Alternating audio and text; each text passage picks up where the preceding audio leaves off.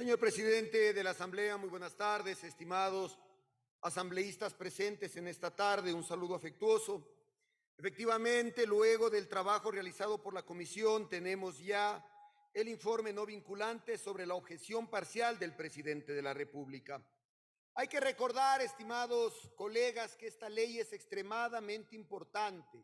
Busca fortalecer a una de las instituciones que hoy tienen una alta responsabilidad para luchar contra la delincuencia desde el punto de vista del porte de armas, explosivos, municiones.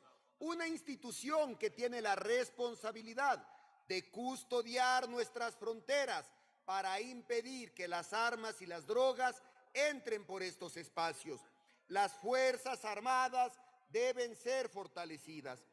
La Asamblea anterior tenía ya esta ley en su tratamiento y llegaron hasta el segundo debate, presentando un informe final con un número de artículos de 314, pero la nueva comisión no podía actuar sin responsabilidad y sin analizar esta ley.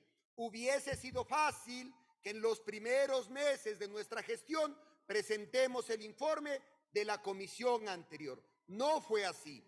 Llamamos a todas las instituciones involucradas, llamamos a todos los sectores para debatir esta ley. Y efectivamente, estimados colegas, encontramos en esta ley inconsistencias, errores y también encontramos la necesidad de incorporar nuevos temas.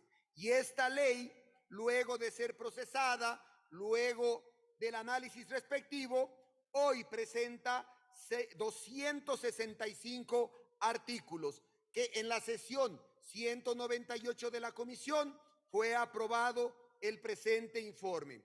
Fue donde el colegislador, donde el presidente de la República ha hecho observaciones a 22 artículos. La experiencia legislativa nos lleva a considerar que esto es un éxito en el trabajo de la comisión.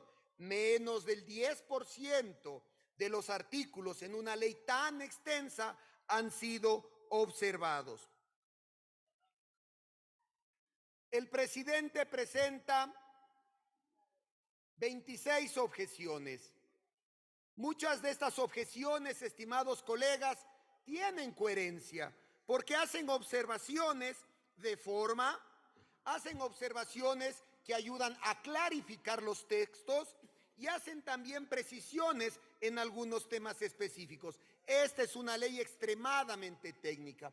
Señor secretario, pido por favor que la presentación preparada para esta exposición sea expuesta. Con su autorización, presidente, procedemos con la proyección de la presentación correspondiente. Pasemos, por favor, a la lámina número 3. Estimados colegas, al ser técnica, a la siguiente lámina, por favor.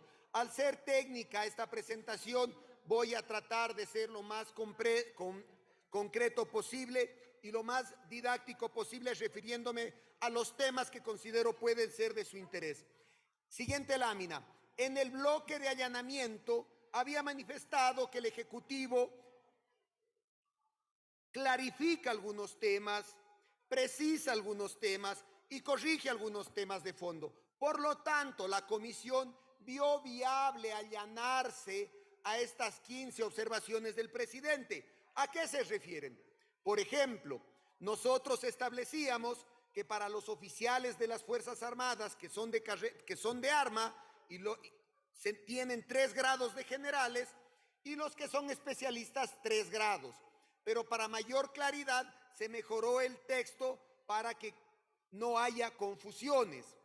Otra de las observaciones del Ejecutivo es respecto a la clasificación del personal, de especialistas y de quienes se cambian de despacho. Hay observaciones sobre el Consejo Supremo de las Fuerzas Armadas. Hay clarificaciones respecto a los canjes de despachos. Hay clarificaciones como por ejemplo, o hay observaciones como por ejemplo, ustedes saben que el presidente de la República tiene su seguridad en donde están sus edecanes que vienen de las 3 ramas de las Fuerzas Armadas.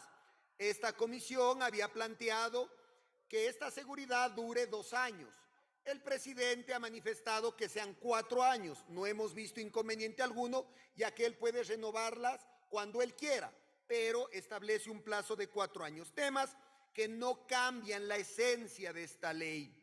Hay temas, por ejemplo, respecto a los cursos de perfeccionamiento. Hay temas como, por ejemplo, el devengo de las becas. Hay temas, por ejemplo, sobre la antigüedad y precedencia en una fórmula de cálculo que no altera la esencia de esta ley. En el bloque de allanamiento también tenemos temas sobre el ascenso de los generales. Y aquí quiero manifestar algo importante para que no haya dudas. Cuando van a ascender los oficiales a generales, hay un cupo máximo. Por lo tanto, no todos los aspirantes a generales pueden ascender. Nosotros consideramos que vale la pena allanarse en este punto, pero únicamente para el caso de los generales. Y ustedes van a ver que a futuro para los demás casos no estamos de acuerdo en que se establezcan cupos. Hay temas como, por ejemplo, los grados honoríficos, si se deben considerar o no para temas de haberes o para la antigüedad. Hay temas respecto a la Comisión de Servicios en el Exterior. Hay temas sobre el Tribunal de Disciplina. Hay temas sobre los nuevos tiempos de grado. Este sí es importante, estimados colegas. Como hay ajustes en los tiempos que se necesita para cada grado, podría generarse un problema de que una promoción nueva sobrepase a la antigua, y ahí se están estableciendo correcciones. Habíamos manifestado que sea el jefe del comando conjunto el que garantice que eso no suceda, pero el Ejecutivo plantea que sea el ministro de Defensa. Así que no cambia la esencia de la ley. Hay temas en los ascensos del grado superior. Se propone regular el ascenso al grado inmediato superior en todos los casos. Como les había manifestado, estimados colegas, nosotros vemos que en estas 15 observaciones del Ejecutivo, lo único que se hace es clarificar lo que estaba establecido y recomendamos al Pleno de la Asamblea apoyar acogernos y allanarnos a lo presentado por el presidente de la República. Ahora, hay 8 temas en donde nosotros recomendamos es ratificarnos, y ahí es cuando necesitamos los 92 votos del Pleno de esta Asamblea. ¿Por qué es importante ratificarnos en estos textos? Y me voy a permitir informarles lo siguiente. Una de las ratificaciones, nosotros hemos definido el acto de servicio. El Ejecutivo plantea un texto diferente. Hemos revisado los textos y consideramos que la definición del acto de servicio está clara y se alinea al objetivo de la ley. Por lo tanto, se recomienda la ratificación. Hay temas respecto al cargo de agregados adjuntos representantes internacionales.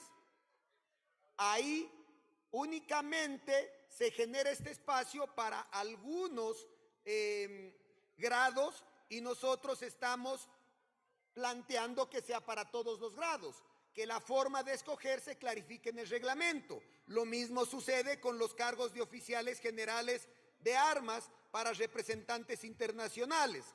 Están manifestando que sea para determinados grados y nosotros planteamos que puede ser para cualquier grado. Hay un tema importante. Las Fuerzas Armadas poseen o cuentan con un Instituto Tecnológico Superior Naval. El Ejecutivo plantea que no vaya el nombre específico de esta institución, que se ponga instituciones adscritas, pero esta comisión, actuando de manera responsable, llamó a las instituciones que regulan la educación superior, y estas instituciones que regulan la educación superior manifestaron que debe ir el nombre específico de esta institución, que es el Instituto Tecnológico Superior Naval. Por lo tanto, se plantea el ratificar el texto de la comisión. Ahora, temas que necesitan mayor análisis y pido la atención de los presentes. El tema de cupos, y aquí quiero explicarles. Si va a haber un ascenso para capitanes, el Ejecutivo plantea que se establezca un cupo. Por darles un ejemplo, 20 cupos. Pero resulta que tenemos 25 aspirantes a capitán. Y resulta que 5 aspirantes, así cumplan los requisitos, así tengan una hoja de vida intachable, así hayan hecho o hayan realizado una carrera honorífica, no puedan ascender. No hay sentido, porque no estamos garantizando la carrera de estas personas que no han cometido ninguna falta. ¿Por qué quieren establecer cupos? Para arreglar un problema que ellos generaron en el proceso de reclutamiento, pues que lo resuelvan ahí, el momento de reclutar a los nuevos militares. Pero no podemos exponer a un grupo de oficiales que cumplen con todos los requisitos para el ascenso y que la institución no les permitiría ascender y los separaría de la institución. Por lo tanto, ahí consideramos que es importante ratificarnos en el texto de la Asamblea.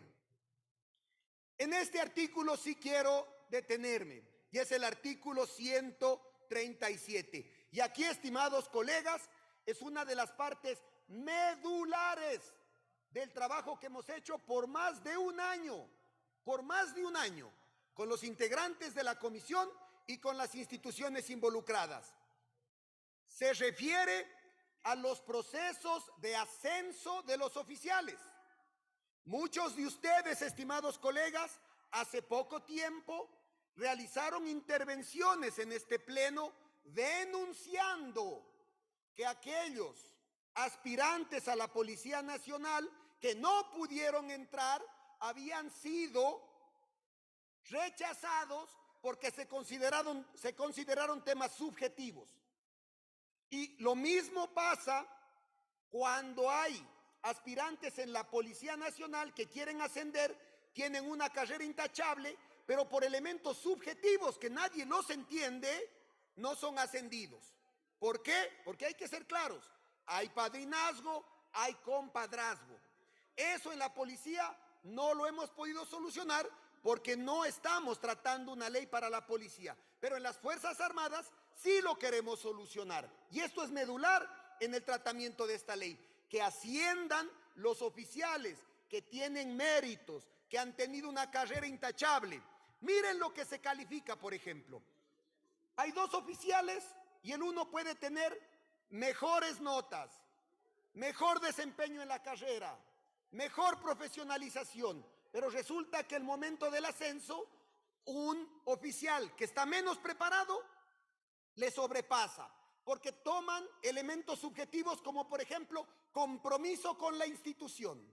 Y entonces, si el oficial no es de mi simpatía, puede ser perjudicado en esa variable. Miren los elementos que hoy se toman para los ascensos. Si un oficial va a ascender y su hijo ha tenido un problema legal, no asciende. Es un tema subjetivo. Si su esposa ha tenido un problema, un juicio, un problema con la justicia, no asciende. Por lo tanto, nosotros hemos planteado que en los ascensos se tomen los elementos objetivos, medibles y cuantificables. El Ejecutivo ha aumentado una palabra. El Ejecutivo dice que para los ascensos se tomen en cuenta los elementos objetivos, medibles, cuantificables y otros. ¿Qué es otros? Nuevamente, ¿no es cierto? El compromiso con la institución, el no haber generado conflictos con sus superiores y cualquier cosa que se puede presentar para que los ascensos no sean transparentes. Con este proyecto de ley se soluciona el problema y garantizaremos que en esta institución las mejores personas, hombres y mujeres, asciendan a los diferentes grados. Ahora, otro elemento, el presidente plantea que en temas de impugnación se basa el proceso en el Código Orgánico Administrativo, pero no es viable porque esta ley ya establece los procesos para impugnación y se generaría un conflicto entre las dos normas. Por lo tanto, nosotros recomendamos que nos ratifiquemos en el texto de la comisión. Y el último tema, estimados colegas, el último tema. Acabamos de recibir una comisión general de un sector de las Fuerzas Armadas que fue perjudicado. En lo personal, no soy amigo de estos beneficios económicos exclusivos para una y otra institución y no para todos. Pero en el año 2010 se estableció un bono económico para las Fuerzas Armadas. Les pido atención en esto. En el 2016 se hizo una reforma y en esa reforma un grupo de militares quedaron excluidos de este beneficio económico. ¿Cuál fue el espíritu de esta comisión? Que estas personas que por error quedaron excluidas del beneficio económico, las integremos y que se les pague ese beneficio económico, por lo que acaban de escuchar ustedes en la Comisión General. Ese era el objetivo y el espíritu de este artículo. Pero cuando fue donde el presidente lo utilizó para otro objetivo. Y el presidente ha manifestado: miren, el beneficio económico no se debería dar si es que el funcionario de las Fuerzas Armadas no llega al final de su carrera. Podría compartirlo, podría coincidir, porque hoy el beneficio económico se lo da independientemente de cuando salga. Es desde los 20 años hacia arriba. A los 21 años, a los 22 años sale y recibe el beneficio. El presidente dice: no les demos, démosles cuando lleguen al final. Podríamos compartir, pero lastimosamente, al reformar este artículo, nuevamente, y les pido atención en esto, nuevamente excluye a este grupo que no recibió el beneficio económico. La pregunta, estimados colegas, es: por un error, ¿vamos a perjudicar a este grupo que hoy estuvieron presentes? ¿Por qué a unos sí? ¿Por qué a otros no? Para no generar un conflicto y para que no se entorpezca la aprobación de este proyecto de ley y por petición de varios colegas asambleístas, se decidió que este punto se lo vote por separado. Dependerá del Pleno de la Asamblea ratificarnos en el texto de la comisión o allanarnos a lo que ha manifestado el presidente de la República. Para terminar, todas las observaciones, recomendaciones de todos los asambleístas fueron procesados, como es característico de esta comisión. Ninguna observación, ninguna recomendación que llegó a la comisión fue excluida. Durante un año hemos trabajado y no solo hemos procesado las recomendaciones y observaciones de los integrantes de este pleno de la Asamblea, también hemos trabajado de la mano con el Ministerio de Defensa Nacional, con el Ministerio de Economía y Finanzas, con el ISFA, con ex servidores militares, es decir, procesamos esta ley con todos los sectores involucrados y hemos llegado a este texto final luego de amplios debates. Todos los puntos fueron ampliamente debatidos y en el 99% fueron consensuados con quienes van a ser los beneficiarios de esta ley, los usuarios de esta ley, que son las Fuerzas Armadas. ¿Por qué nos allanamos al primer bloque? Porque clarifica los textos y vemos que es viable las observaciones del presidente. ¿Por qué buscamos ratificarnos en los textos que he compartido con ustedes? Porque hay que garantizar la estabilidad del personal de las Fuerzas Armadas y garantizar sus derechos. ¿Por qué pedimos ratificarnos en los textos de la comisión? Porque uno de los elementos medulares, era justamente garantizar que los ascensos se lleven de manera objetiva y no de manera subjetiva. Y el tema de la compensación económica quedará en manos de este pleno. En lo personal, considero que no podemos generar una regresión de derechos. No olvidemos que la Constitución claramente establece que los derechos, cuando se realiza una norma, deben ser progresivos y no regresivos. Si bien es cierto, la intención del presidente puede ser sana, pero nuevamente está excluyendo a un grupo para que no se beneficie de este incentivo económico. Quiero terminar manifestándoles que en la moción presentada tendremos 3 votaciones. La primera será para allanarnos a estas 15 observaciones del presidente que vemos que son viables. La segunda votación será para ratificarnos en los textos originales de esta comisión, y la tercera será para votar por separado el punto específico del beneficio económico. Ningún tema que ha sido preocupación de los integrantes de este pleno se ha excluido. Todas las observaciones suyas, todas las recomendaciones suyas han sido procesadas. Hemos trabajado durante un año y quiero, para concluir esta intervención, agradecer a los integrantes de esta comisión, a la asambleísta Patricia Núñez, vicepresidenta de la misma, al asambleísta Rodrigo Fajardo, al asambleísta Augusto Guamán, al asambleísta Javier Jurado, al asambleísta Bolívar Remache, al asambleísta Jorge Pinto, al asambleísta José Luis Vallejo y al asambleísta Geraldine Weber por su participación activa en esta ley que va a fortalecer a una institución importante para nuestro país. Señor presidente,